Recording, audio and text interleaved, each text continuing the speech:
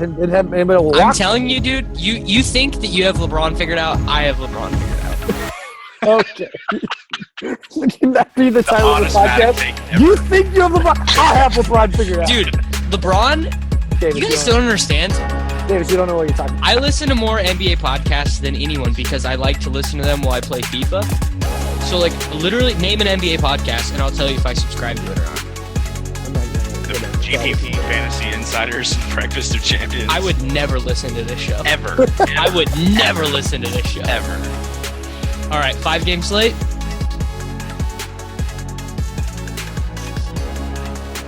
Hello, everyone, and welcome to the Fantasy Insiders GPP Breakfast of Champions. I am Davis Maddock, not Soccer Dave. You're welcome. You can find me on Twitter at Davis Maddock. I'm here with Nate Noling and Vince Long. You can find at Nate Noling, Nohling, and at Wake Work Wake. Was going to do the podcast with David Kitchen. You know, we were going to do our thing, and then we just told David we didn't want him tonight. We told him we could handle it on our own. We have a gross 5-game slate. Vince and I, this has to be the first time ever. We were talking about our lineup before the show. We have the same lineup. That was not planned, people. That was not planned. No, there's all sorts of conspiracy theories now about you and I lineup sharing, probably. You guys share lineups. I'm sure that was huge. Does Davis even make his own lineups? I mean, honestly, guys, I'm gonna be so real with you. I don't talk NBA lineups with anyone anymore. I don't find it to be a useful exercise at all. Like other sports, I'll talk about like plays and like roster construction. I see no value in asking anyone what they think about the NBA right now. That's really sweet of you to say. I mean, here's what I will say is I think like it could be 5 minutes before lock and you could be like, hey, what are you thinking? And I'd be like, I have no idea. Like my lineups are literally changing up until like a minute before lock these days, you know, where it's like cementing anything in place at noon just doesn't make sense. I try to avoid like last 5-minute tinkering unless like it's, you know, there's nights when it's absolutely necessary. But I feel like anytime I make a lineup change within the last 5 minutes, it's usually for the worse. So I try to just really talk myself out of doing those, but it still happens from time to time for sure. Yeah, that's fair. I think that's wise. I think you just got to – at this point in the season, though, there's just so much news coming in. Yeah, absolutely. Yeah, sometimes it's needed, you know, but sometimes I try to avoid it. So my audio was probably just weird for a second there. Vince hit me up with a little private message. I was just using my computer audio and not my very nice, very fancy microphone. So we should get it for now. You sounded like you were yelling at us through a hallway. So see, if Kitchen was here, we wouldn't have had this issue. Yeah, well, I'll tell you this. So the first three times I recorded the solo podcast, I don't record it in Zoom. I just record it straight in my audio editing software, which does not have the same settings that Zoom does. And I used the computer audio, and I was like typing and like shuffling like poker cards. And so like the podcast just sounded terrible. It just sounded awful. Like people were sending me tweets like literally we can't hear what you're saying. And I was like, I don't know what I'm talking into my microphone, which is like 3 feet away from my laptop. So it's like amazing that anything even showed up at all. That's awesome. That's what I'm here for, Davis. It is. I guess, Vince, we can talk about the Bulls who just obliterated the Pistons. What's up with that? They get rid of a few like key players and they play well. Well, Zipser. They are the most confusing team in the whole world. The Zipser fever. Yeah, I mean, I'm shocked I played him because he's literally the anti-Vince. I was all about Laverne. Like that. That's a lock for me. But Zipster, I'm not a huge fan of. It worked with what I wanted to, end up with. And man, Rondo was bad. Rondo was real bad. He was. But I think that was predicted Rondo would play bad basketball. Nobody. Shocker, yeah. It wasn't a national TV game. That was the issue. That's the thing. Zach Lowe or Drew Dinkmeyer actually had he's going to be so pleased that I just got him confused. With Zach Lowe. But Dinkmeyer had an amazing tweet the other day. He was like, I would have signed national TV Rondo to the deal that the Bulls gave him, which is true. That's absolutely true. That's a good point, yeah. National TV Rondo is just an incredible player. I think tonight, though, what you see is Mirotic, like, being what he is, which is, like, a good NBA player who should be getting minutes on this team. I don't know. I don't know if Mirotic is a good NBA player. I think we've discussed this. I love Nico. I think he's a really, really good forward. He's a very streaky player. Yeah, he's up and down though. He's not a consistent type guy. 100%. But with those type of guys, you need to give them the minutes. They only get more streaky when you pull them after. He'd be great on Houston. He'd be just fantastic on Houston. Dude, he'd be Ryan Anderson. Well, Ryan Anderson is like a more proven player, but he'd be Ryan Anderson. We could get some rebounds. Like Ryan Anderson is like the worst defensive player who plays a forward position in the NBA, though.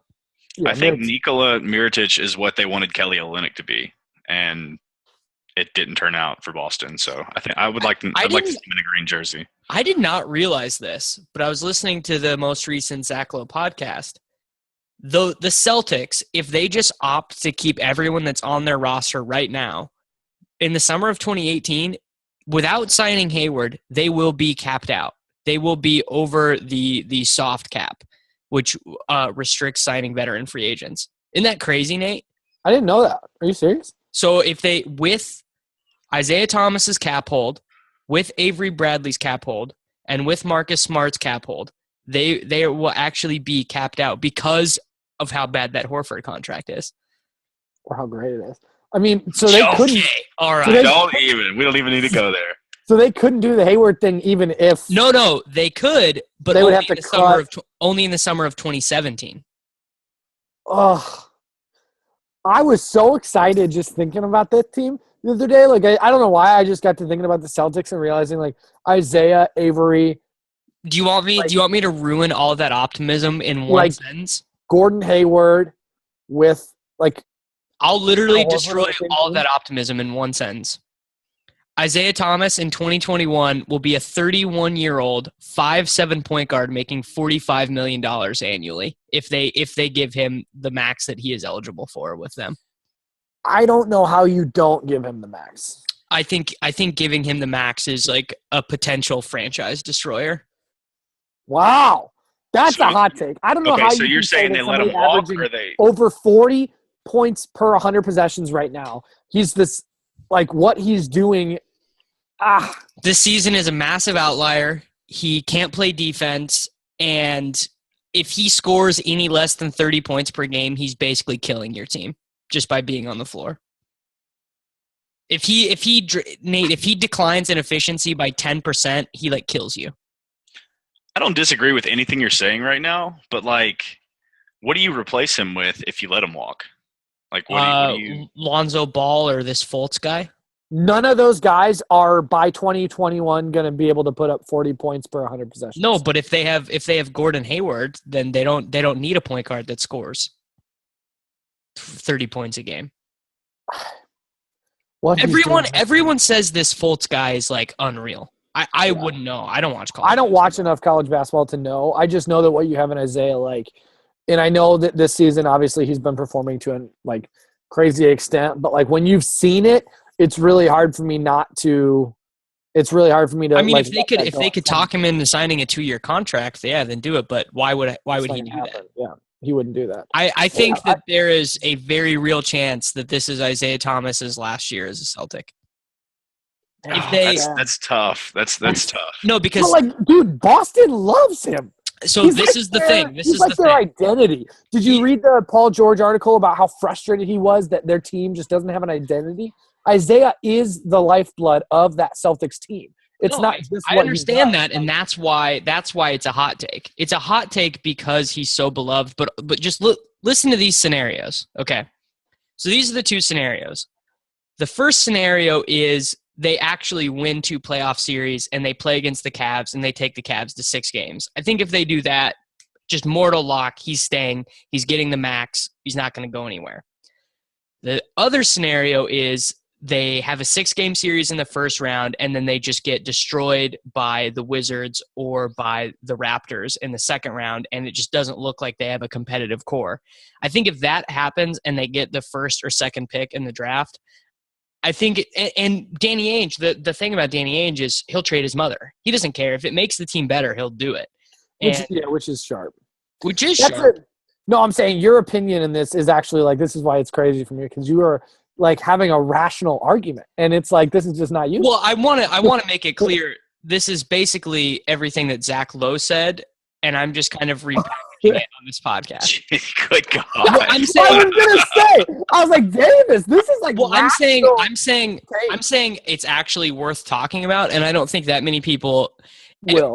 all the popular coverage of Isaiah Thomas is like, oh, he's a GOAT. He scores 30 points a game. He scores in the fourth quarter. But, like, you can't pay a guy who is that much of a negative on defense that much money when they're older. Like, it could legitimately – because this is the other thing people don't realize. And we'll eventually talk about real basketball, I promise. Actually, I don't. Maybe this will be – This might be better. The thing with having so many assets is first of all, the draft pick is worth more than the player. Those Nets picks right now are worth infinitely more than when the Celtics actually have to take those guys. Yeah. And the second that you make the draft pick, it loses an incredible amount of value. It's like driving the car off the lot. Yeah. Loses half its value. Yep. The second thing is that all of these assets have a time limit, and Danny Ainge I think Danny Ainge is really sharp, but the time limit on these assets is what, Vince? Like what would you say, like 2019, 2020? By the time I think that's kind of a stretch, honestly. Yeah, and so like they have Terry Rozier and Jaylen Brown and Jay Crowder, and all of these guys are really good potential players, and Jay Crowder specifically is a great asset. But Jay Crowder's probably a great asset for 2 more years. And Terry Rozier, if they draft Ball or Fultz, they can't even keep him. He's got to go. There's not even a spot for him on the roster, and he's a player they really like. So Danny Ainge has to start taking all these assets, and he's got to materialize them into something. And honestly, it really sucks for the Celtics, but they could legitimately have all these assets, and Ainge could be the smartest GM on earth, and it might not matter because the time frame that they have all these assets is when LeBron is the best player in the world, and they might just have this whole generation, and 20 years from now people are going to be like, man, if LeBron didn't exist, the Celtics could have been the best team in the NBA. That is pretty sad to think about, but it is hilarious just how context drives how we view players and how we view scenarios. And, we've talked about this a little bit with CP3, but it's like how if he doesn't get that, CP3. How drastically it changes his outlook, even though who he is, it hasn't fundamentally changed. But, yeah, I think this is an interesting conversation. I think Isaiah, to me, like I could be wrong, but I think from a franchise decision, like something like that, it's not just do I think this guy's a good value? It's like, man, if you don't put him out on the floor next year, what does Boston do? Like, who are they? And I mean, I think the thing for them is they get a lot of the identity from the coach. I think Isaiah provides more to that team than you realize, just not from a basketball perspective. I'm talking from an identity perspective. Vince, can you believe that Nate is the one making this argument? Yeah, I don't agree with you, Nate. Like, I don't think he's that vital to the landscape of that team. Like, yes, he's a big part. Like, that's not what we're talking about here. But like when you're trying to give an identity to a team, like I don't necessarily think IT is that. I think it's whoever said Brad Stevens. That makes more sense to me, and just the overall just feel. That was just me making sharp points left and right. Davis, I've been sitting here say that? for like 10 minutes, and like everything you've said makes sense. So like I can't jump in. I don't know what to do here when I can't argue with you. Like I don't know. There's nothing for me to do on this podcast when you make sense. I mean, this is basically when you talk about what Zach Lowe has been talking about. It makes sense. So. Well, I mean, I'm not copying it verbatim, but I mean, Zach Lowe is the smartest person about basketball, and it's I always want to talk about those sort of basketball things more than I want to talk about like, okay, yeah, Nikola Mirotic is a good play for 4,600 on DraftKings or whatever. You have a point. Yeah, I think that's what's great about the NBA is like the narratives, like the storylines actually have value. Like, who wants to talk baseball storylines other than the Cubs? Like, nobody. Well, it's just none of the other leagues have an interesting marketplace the way that the NBA does. There are never good trades in the NFL. No one watches the NHL, and for baseball, it's just a matter of because there's no cap. It's just like, well, it's $183 million. So it's literally just about like, well, this team has a good minor league system, or like this team is sharp with analytics. But yeah, but midweek storylines in the NFL are like the worst thing in the world. Like I'd rather blow my brains out than read about what Tony Romo's going to do, and like I don't care. Speaking of which, I was at work today and I walked by a TV and it was like the headline on ESPN, which for the record, I don't watch ESPN ever, but it was Tony Romo posted an Instagram video debating his child's bedtime What do you make of this? Like, that was like Great. legitimately what they were Could talking not care less. I mean, I'm going to be honest with you guys. I still get some of the ESPN because, like, all my buddies, like my idiot, like 23, 24-year-old, like just they get all their sports content from ESPN. And, like, Davis, how old are you? I'm 24. So why are you talking about 23, 24 like it's Well, I'm saying all like these idiot 23, 4-year-olds? my job is like to know about sports, but like their job is to like go to the bar and like be a drunken idiot. So like they like watch ESPN and they're like, you know, Do your friends listen to this podcast? Because they're gonna be mad at you tomorrow. Just so you know. I think like all of them have like listened to it like a time or two, but I don't think anyone I know really listens. Thank And God. if they were, they would have shut off by this point. Yeah, no one cares like about what Isaiah Thomas is going to be doing in 2021. It's an interesting conversation. I think we'll have to see, but I think Boston's good, and I think they do beat the Wizards, and I do think they, like, unless Kyle Lowry comes back in a way that we just have no idea. The healthy Raptors are better than this Celtics team, and that's I don't even think it's debatable. But it's not debatable, but that's a massive if. Like, yeah, I mean, 2 years ago, Lowry was hurt before the playoffs, came back and was terrible. Yeah, so we have no idea. I mean, Steph, there's so many question marks with that like, even though that sentence is true, like, it just has a massive, like, you know, I just don't know if I can go there. Where with Boston, like, Boston's just better than Washington to me, straight up, you know. And I think I'd rather take him over a Lowry-less or I think my take that the Celtics should have traded for Jimmy Butler is going to look real sharp in like 18 months. Don't hurt yourself there, patting yourself on the back. Dude, this is the first time You I've were made the a good. only one who ever thought about Jimmy Butler. I don't even know if anybody else had even talked about it. Everyone on Twitter is just like they want to be so smart. So it's always like, well, actually they shouldn't do it because it leaves them flexibility and you have a cost controlled rookie. First of all, number one overall pick is like, yeah, it's cost controlled, but it's still like a $12 million cap hold per year. It's not like that's but free this draft, labor. it doesn't matter. Like, this draft, you take that. No, they should have traded for Jimmy Butler. Disagree.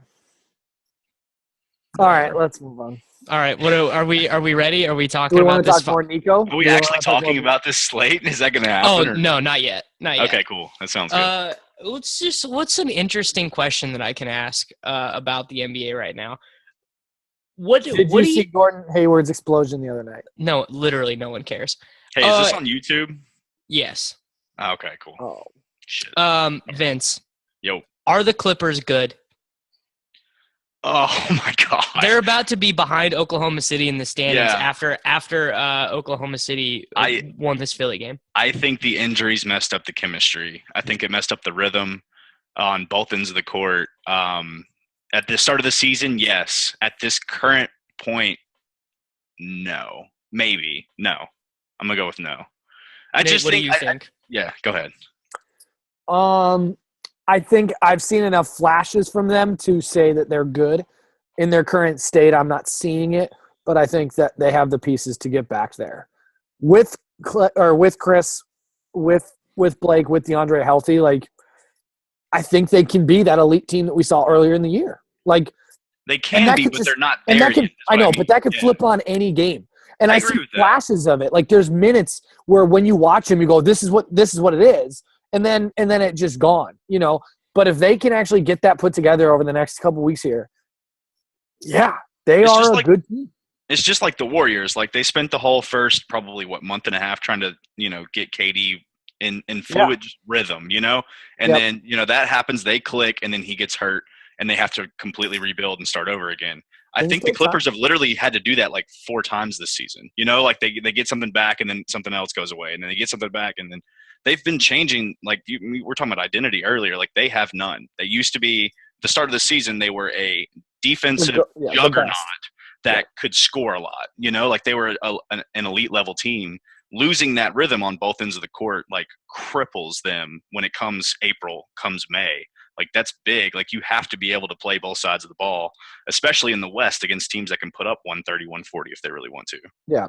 To be honest, and I like Blake, but I think Blake is the biggest question mark. I think CP3, I think they should blow and it up. DeAndre are right now like playing the way they need to, where Blake just isn't fitting in the way he needs to. And Blake needs to figure out I think Blake can be good. I think I'm Blake, the biggest Blake Griffin truther alive. I think they should. I think Blake's good. I think they should blow it up by trading the other two. What, Ooh, you want to build around Blake?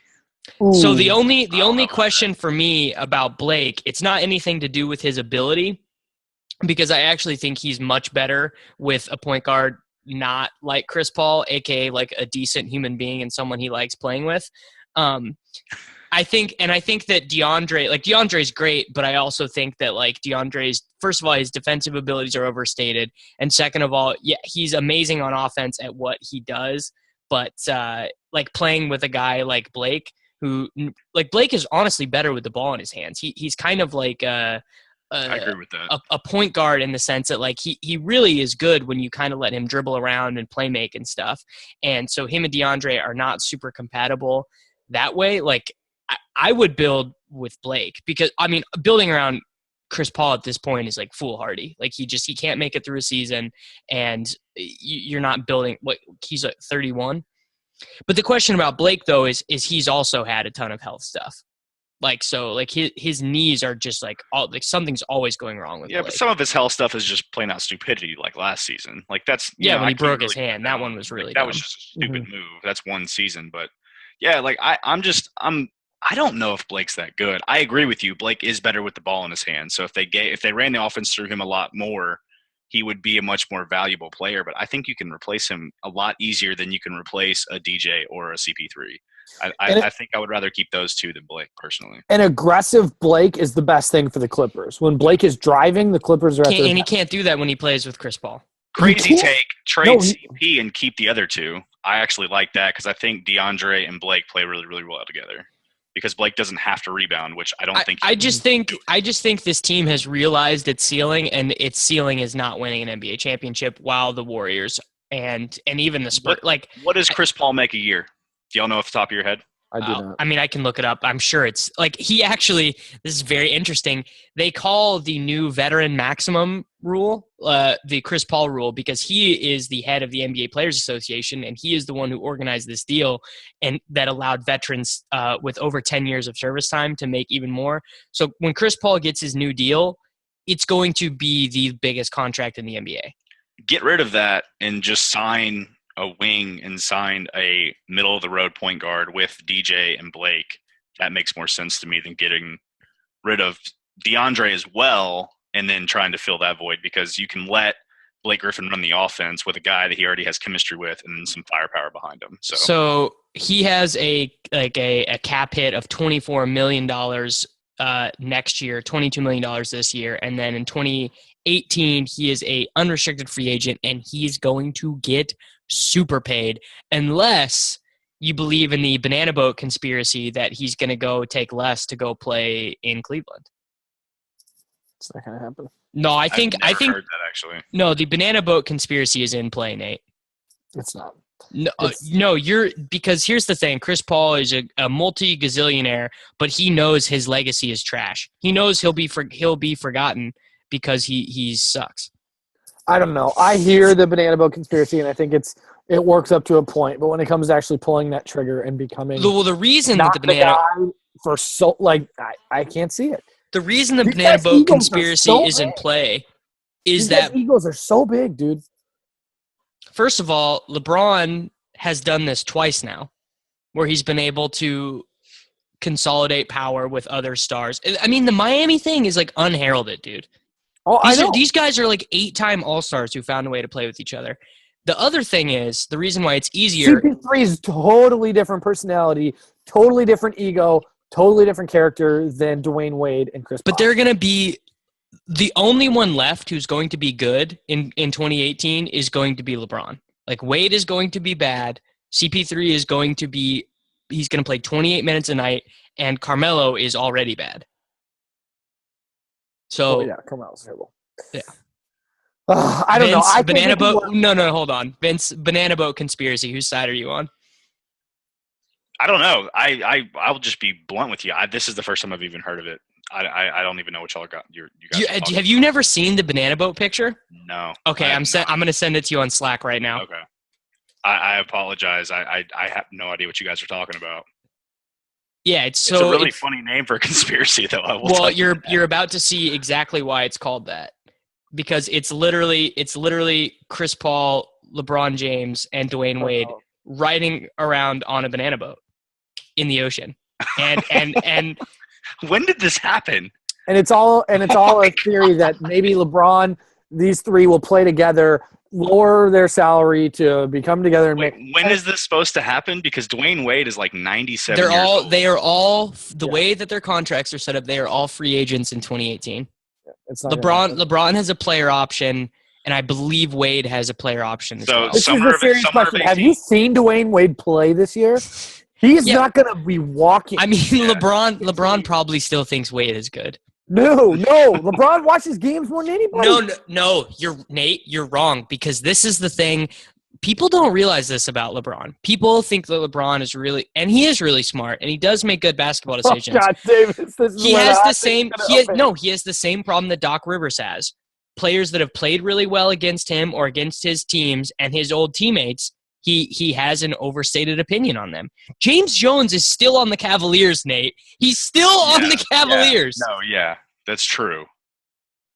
Comparing James, that's totally comparing James Jones to Dwayne Wade, though. He drug around Mike Miller with him for multiple seasons. Oh my God, I forgot. Mike Miller. Yeah. Mike Miller 2 years ago. James Jones can fill a function. James Wade Jones can't do anything. He needs the ball in his hand to do things. That would be terrible. That would be the worst. I'm telling you, Dwayne Wade and LeBron James are like best friends. LeBron still thinks Wade can play.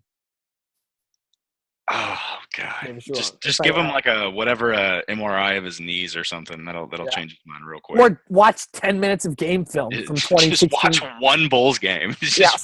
Didn't Wade had a huge game against LeBron this year?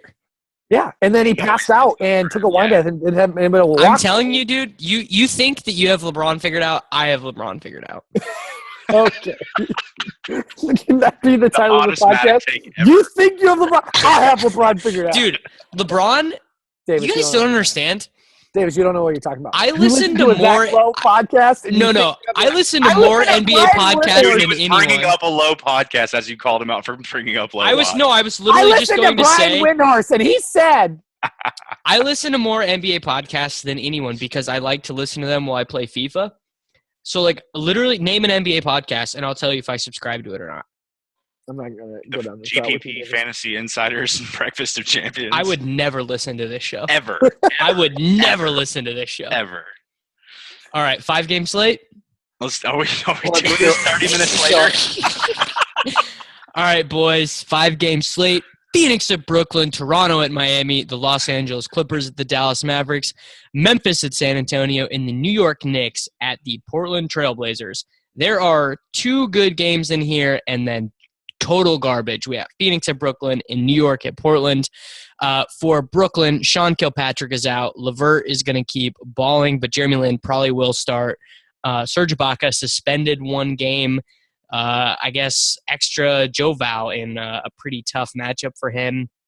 And I actually think, I don't know, who do you think will start at power forward, Vince? Pascal Siakam again, Siakam? I would assume. Siakam, there it is.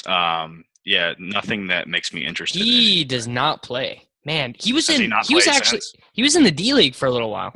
They got to bring him back up for this though, right? You don't think Pat? I guess they could start Pat. I think it's going to be Pat. They don't like to start him. They really don't.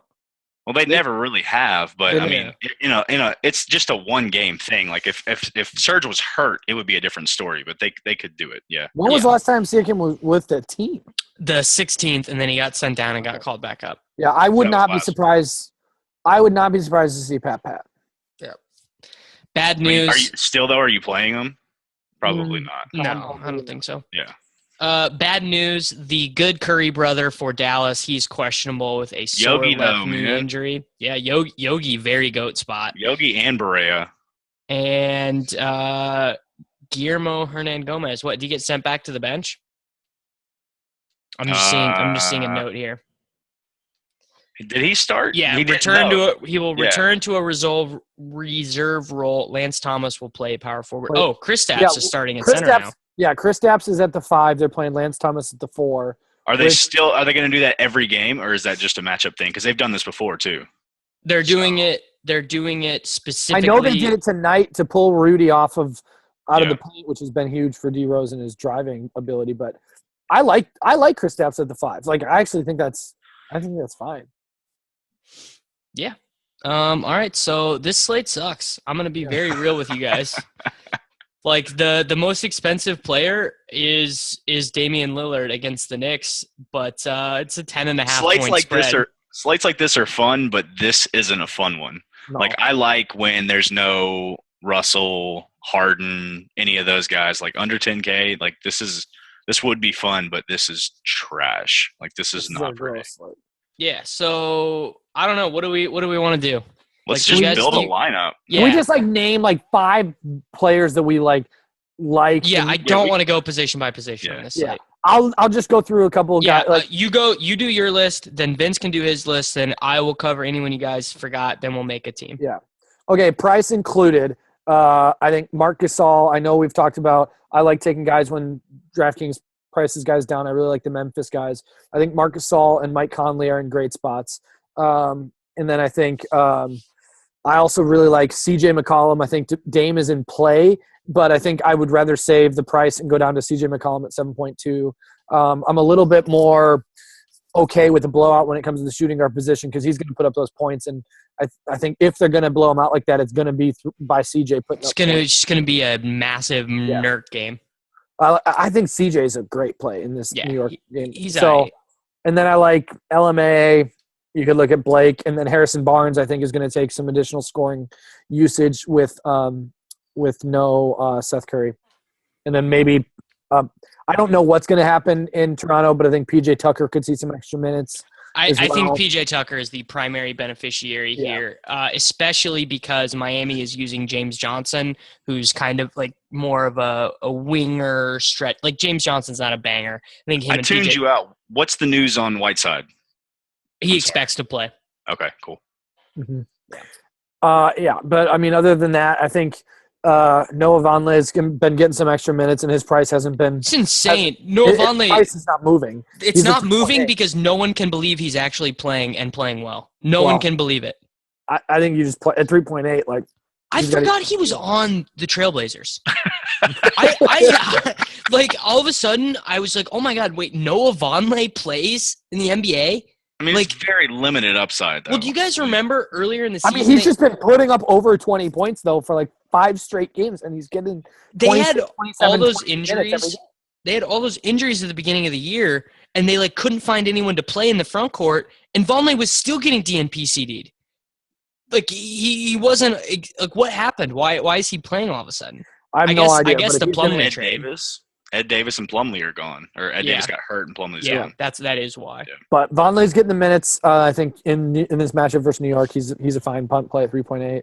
Him and Tucker would be the 2 guys from value I'd look at. I think Tony Allen. I always like playing Tony Allen whenever I think he's going to get minutes, and I think they're going to try to put him on Kawhi a little bit, so he's gonna play some, so he could be a fun play. All right, Vince, have at it. I agree with Nate. I think McCollum's a better play over Dame, but Dame is firmly in play if you really want to pay 10K for him. There's no studs on this slate. Like I'm fine. But I'm not really attracted. Like I agree with the punts that Nate said, but I'm not really looking to play them on a slate like this when you're not going to have anybody over 8 or 9K on DraftKings. Yeah. So I don't really necessarily think that they're needed. So I'd rather attack guys like Dragic's a really, really good spot.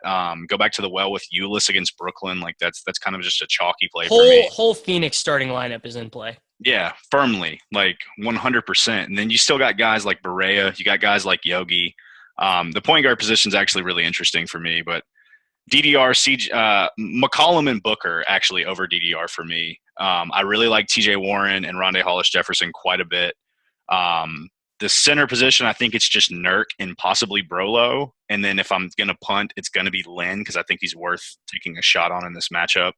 I mean, I think him with no Allen Williams might be the best value play of the slate. He's still 4K, I think, or something on FanDuel, 4-5 on DraftKings against Brooklyn. If I get 25 minutes of that, I'm fine. And then he played a ton. He played 36 minutes in their last game. You get 36 minutes against Brooklyn, like that's going to turn out really, really well for you. He'll be chalky if he's going to play that much. But yeah, James Johnson, I'm going back to the well. That's the Oh end. no, terrible, trash. That When was he's the not worst. chalky. That was the So worst much. thing that's ever happened to me. I couldn't believe I It's did a it. revenge game, y'all. I knew it. I knew. James Johnson's the worst. James Johnson, when at the All-Star break or whenever DraftKings sent out like your most used players, mine were Anthony Davis, DeMarcus Cousins, and James Johnson for the first half of the season. Those are my 3 most owned players. And I mean, 7K is ridiculous, but he's firmly in play for me. Nobody's going to have him at this price, and after the game he just had, nobody's going to have him. Yeah, that's a sharp. That's nice game. Only guys you guys didn't mention that I think you should have: DeAndre Jordan, Nerlens, Conley, Kawhi, Conley was like the second guy. I didn't mention Marquise Chris is actually really interesting too. and Yogi the GOAT. I mentioned Yogi the GOAT because Yogi's the GOAT, and I had to go after Nate, and he didn't mention him. So I mean, obviously, I wasn't listening to you guys. I'm not behind this obviously. take at all. we building a lineup. Yeah, let's do it. I'm taking the first pick, and I'm gonna take Quincy AC at small forward. What? Dude, Quincy what? AC is just a Wait, good we just play talked now. about how we can build balance and how we don't need punts. Now here are the Yeah. Now we can play you anyone go- we want. and you Of go in all and the put cheap ones Quincy you go with, AC. yeah, you go with Quincy. No, we're not starting this with Quincy AC. The worst Maddox take ever. Maybe like a PJ Tucker if you really want to value. Dude, play, but no. Quincy AC balling out. No, no. Oh, All right, God. I'll let you guys pick Quincy AC or Alex Len. Alex Len, Len, not not even close. twice. Like, Fine. Yeah, not even close. Nate, go ahead, man. I'll give you a second. I will go Conley at point guard. Ugh, I don't like that either. Okay, let's just go ahead and do CJ McCollum. Love it. If you say Quincy AC Davis, I Wait, swear hold I'm on, gonna throw hold something on. at you through the Nate, computer. who did you take? I Mike took Conley. Conley at point guard. Okay. Porzingis. I like him playing center. Okay. You like him versus Nurk? Okay. What's a Nurk to a unicorn? That was interesting. Okay, we're gonna need some value. Did you put him at power forward or util? Power forward, obviously. That's Power a stupid forward. question. Yeah. Okay. Man, holy cow! TJ Warren, 7K. Karis Yikes. LeVert, mate. No, small forward. I really want. You Karis guys are gonna LeVert. hate this take. I really want Harrison Barnes. Why I suggest Harrison Barnes on every podcast. And I shake my head His every price single time. is down. There's no Seth Curry. The dude's gonna have to put up points. He's gonna somehow put up. Yeah, it's just you always think that, and then he just always gets like 29. 35. He's gonna get like 35 DraftKings points. Like at 6K, I'm fine with that. Yeah, whatever. I mean, Okay. he has not gotten that much since the 15th against Washington. Okay, fine. Do you want to punt? No, small I'm forward fine with with Harrison PJ Tucker? Barnes. I'm just letting you know Let's he's not Let's punt small forward with PJ Tucker so with we can Karis LeVert. All right, so if you're making PJ Tucker. if you're making a competitive team, it's Karis LeVert. If you want Nate's team, it's PJ Tucker. Vince, it is your pick. I'm gonna get a little dirty since you guys are getting a little dirty over here. I'm gonna say JJ Barea in the guard spot. All right, I'm taking Nurk at the util. What does that leave us with? Oh, gross. Well, Actually, that's gross. No, we got to get a way to get up to Blake. you know how you do it. Quincy AC. I would rather go. No, take I can go to out- Tony Allen. Tony Allen over PJ will get you Blake. If you go Or Quincy AC. If you go, Don't if you play drop Quincy Levert and put Barnes back in, you can play Marquise Chris and actually go balanced, and that makes there's a lot more upside there, in my opinion. So if you go Conley, McCollum, Tony Allen, Porzingis, Len, Barea, Blake, Yusuf, Nurkic. That's That's I'm okay pretty with that. good. I mean, I would play AC over Tony Allen. Okay, well, so if you would like What is money, please explain your I don't understand what you. I What don't are understand why you're I'm just astonished that Quincy Acey has small forward eligibility. This dude could not shoot a basketball 2 years ago, and now all of a sudden he's like making threes. Where did he go? Like to Thailand and just like learn? Like where did he come from? But what in this spot makes you want Quincy Acey? There's like I want him. I want all the dudes from that game. You can't project Brooklyn's rotation. He could easily see 13 minutes in this game and put up 8 DraftKings. I mean, if Brolo when you rests, know he's PJ Tucker good. is gonna get, PJ Tucker's gonna get minutes. I mean, Tony Allen's probably a better play. Tony Allen's gonna get minutes. Don't play any of these guys is my recommendation. Just avoid them all. It's a sharp take. It is a sharp take Here's a from sharp Mr. pick. Don't Vince. play Quincy Acey. So I started the show on a good note. I ended the show on a bad note. It's what we call going full circle. Everyone check out fantasyinsiders.com/NBA for more good takes from people not named Davis Maddock. And also leave us a ratings and review on iTunes to tell us how much of a big fan you are of me just regurgitating things from the Zach Lowe podcast. Good luck on this slate, everybody.